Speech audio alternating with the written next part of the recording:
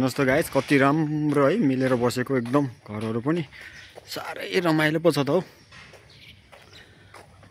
यही बाटो भएर जानुपर्छ हामीहरू।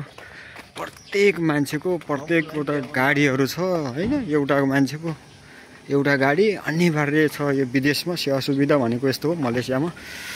त्योमा झन् अब चाइनिजहरू यति बाठो हुन्छ काम गर्न, यति मेहनतिलो हुन्छ कि त्यो भनेर साध्य नै छैन। चाइनिज बस्तीहरू साह्रै रमाइलो छ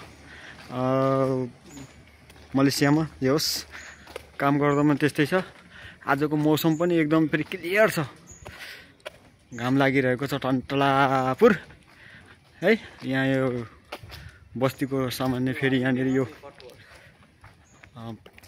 पार्क एक्सर्साइज गर्नलाई यतातिर बस्तीहरू रमाइलो छ।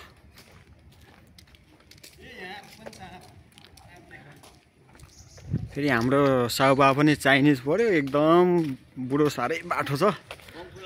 त्यही भएर साउबाको मेलोमा जाँदै गर्दाखेरि यसो भिडियो कैद गरौँ भनेर गरेको। रमाइलो छ चाइनिज बस्तीहरू, साह्रै रमाइलो। यिनीहरू झन् एक नम्बर बाँदर बाठो हुन्छ, बाँदरभन्दा बढी चङ्खो र बाठो हुन्छ।